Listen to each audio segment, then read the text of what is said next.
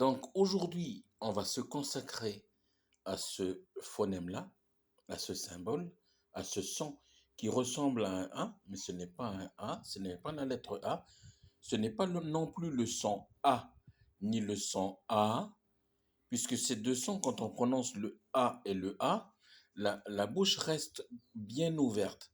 Alors que ce son-là, vous allez voir, quand on va prononcer ces mots-là, eh bien, la langue, elle est prête à toucher le palais qui est en haut de la bouche. Hein. Ouais, nous allons voir. Il suffit de prononcer, nous allons voir. Ici, vous avez le mot sun. Hein. Donc, ici, sun, sun. Ici, c'est le mot sun aussi. Ces deux mots-là se prononcent de la même façon. Et le son A, il est produit par la lettre U et la lettre O. OK?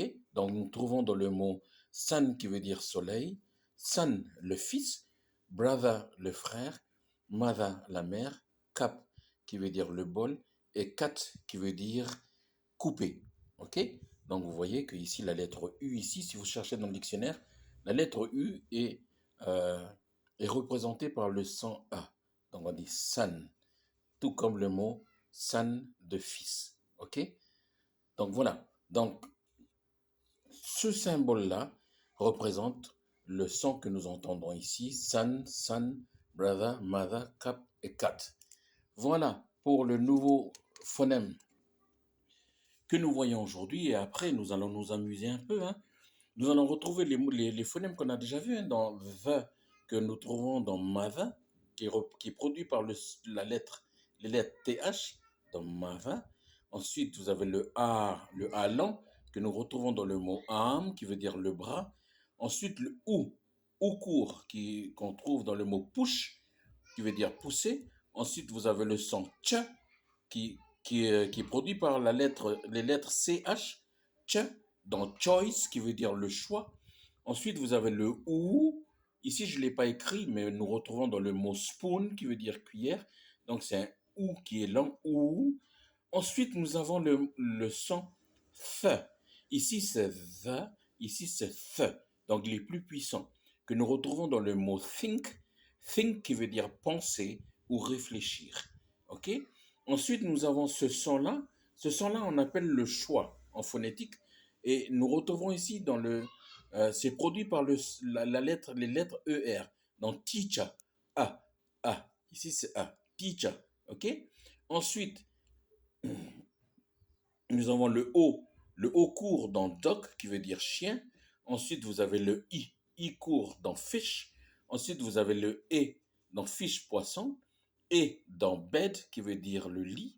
Ensuite, vous avez la diphtongue I, que vous retrouvez, qui est produit par la lettre I, dans life, qui veut dire la vie. Ensuite, vous avez le O, qui est produit ici par la lettre A, dans call, qui veut dire appeler, ou appeler au téléphone. Ensuite, vous voyez les deux lettres là, E, ça produit le son I.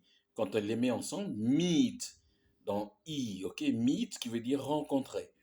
Ensuite, vous avez le son sh que vous trouvez dans le mot push, push, hein, les lettres SH, sh, donc push qui veut dire pousser, et E que vous retrouvez dans le mot told, qui veut dire dit ou raconter. Hein, c'est le participe passé du verbe dire ou raconter. Et la diphtongue E, vous retrouvez aussi dans le mot coke, coke qui veut dire coca, hein, le coca qu'on boit.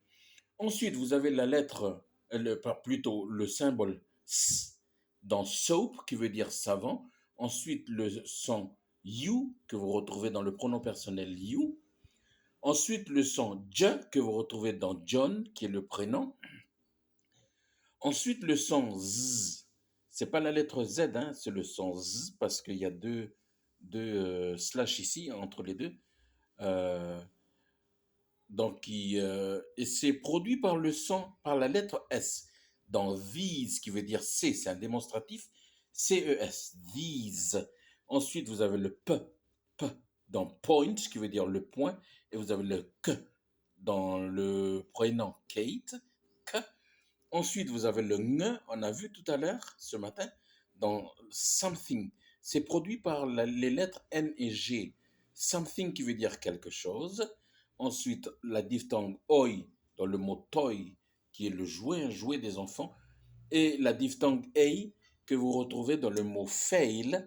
Fail qui veut dire, et c'est produit par les lettres AI, fail qui veut dire échouer ou bien rater. Ok, et maintenant, si je vous montre cette phrase, est-ce que vous êtes capable de lire correctement, avec la bonne prononciation? Comme vous avez vu tout à l'heure ce mot-là, c'est facile, hein? Sun, ok? Sun. Mais les autres mots, est-ce que vous arrivez à les lire?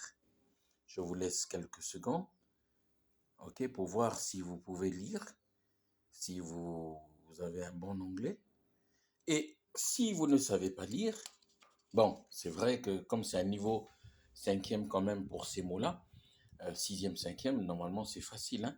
Mais si vous ne connaissez pas et que vous connaissez les phonèmes, eh bien voilà. Vous avez vu le THE ici. Le TH, il est représenté par le symbole THE et le E ici est représenté par A. Donc on dit THE. Ensuite, on a vu tout à l'heure, hein, sun. Ensuite, le R, I, S, I, S. Donc ça, c'est l'alphabet. Mais c'est représenté par les phonèmes R, I, Z, I, Z. Donc, ce mot-là est prononcé rises. Rises. Ensuite, c'est I, N, donc in. Ensuite, c'est the, comme tout à l'heure ici. Et vous voyez, c'est le même mot. On serait tenté de dire the, comme ici. OK? Sauf que le mot the ici est suivi par le mot ici, qui commence par une voyelle. Et comme ça commence par une voyelle, eh bien, en anglais, le the n'est plus prononcé the. Vous avez vu ici, c'est un i court. On dit the, ok? The. Ensuite, ce mot-là, le EA est prononcé I. Ici, le S est prononcé S. Et le T est prononcé T. Donc, on dit east. Ensuite, ce mot-là, on dit un. Ensuite, S, E, T, S. Donc, set, I, N. Donc, in, the. Ici, c'est pas W, c'est W et S, T. Donc, on dit west. OK? Donc, si on lit la phrase, on doit lire The sun rises in the east and sets in the west. Ici, normalement, des fois, on entend le son de ici, hein, mais on n'a pas mis de, donc on dit simplement un. Donc, je relis la phrase. The sun rises in the east and sets in the west. Et OK? Donc, quand vous cherchez dans un dictionnaire bilingue, vous allez d'abord trouver la phrase en anglais. Ensuite, vous avez sa transcription phonétique. Et ensuite, la traduction. The sun rises in the east and sets in the west. Ça veut dire le soleil se lève à l'est et se couche à l'ouest. OK? Set ici, vous retrouvez dans le mot sunset qui veut dire le coucher du soleil. Et ici, sunrise, hein, vous voyez souvent sunrise qui veut dire le lever du soleil. Et ici, sunset, le coucher du soleil.